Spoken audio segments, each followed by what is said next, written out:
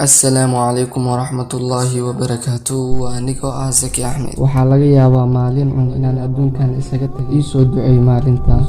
Codkayga hadduu ku soo gaarayna u sii sheergaray intii muslim ah. Walaashayda muslimadda ahee iyo walaalkayga muslimka ahow si wacan ii dhagayso. Waxaa laga yaabaa codkaygan haddaad si wacan u dhagaysato in waxyaalo badan oo qisadan ku jirto inaad adiga noloshaada u bedeli doonto. Gabadh dhalinyaro ah ayaa tiri, waxaan maqlay cod aadaan ah, waxaana dhagaysanaya heestii ayaan joojiyey anigoo sugaya intuu aadaanka ka dhammaanayo. Laakiin intaan dhagaysanaya aadaanka waxaan dareemay in soodku aadaanku yahay wax la yaab igu noqday. Markuu dhammaaday aadaankii, heestii ayaan mar kale daartay. Subxaanallah. Balse ha ahaatee waxaa qalbigayga kasii guuxaya nooc dareen aan ka qaaday aadaankii aan maqlayay. 20 daqiiqo kadib waxaan maqlay qof qaylinaya, laakiin codkiisu aad buu u sareeyay. Waan soo baxay anigoo isleh wax uun ka eg. Waxaan la kulmay dadkii oo wada argagaxsan, dhammaantoodana dibadda ay u soo wada baxeen, aadna u yaaban yihiin, samadana ay eegayaan. Waxaan weydiiyey maxaa dhacay. Cid ii jawaabta waan waayay, ilaa aan ugu dambeyn aabbahay aan u yimid isagoo dhahaya qoraxdii baa saakii galbeedka ka soo baxday. Albaabkii toobadana waa la xiray. Gabadheedii isagoo dhahaya ayaan u yimid.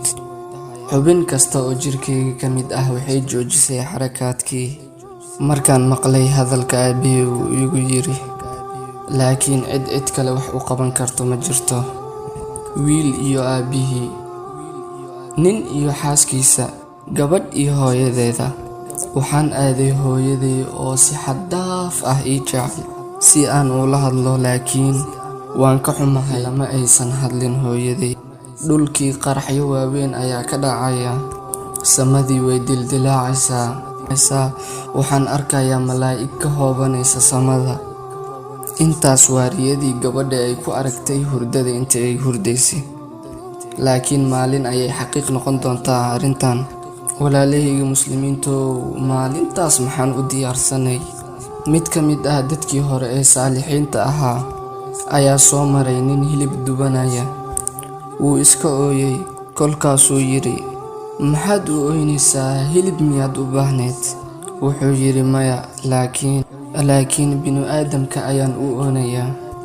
Xayawaanka waxaa dabka la saaray jirkiisa isagoo dhintay, laakiin insaanka isagoo xay ah ayaa naarta lagu ridaa jirkiisa.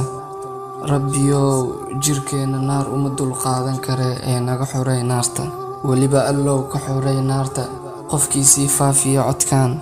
Haddii aad dhammaysatay codkan dhagaysigiisa, walaashayda muslimadda iyo walaalkayga muslimkahow, igula sali xabiibkeena Muxamed sallallahu calayhi wasallam suu maalinta qiyaamo inoogu shafeeco qaado.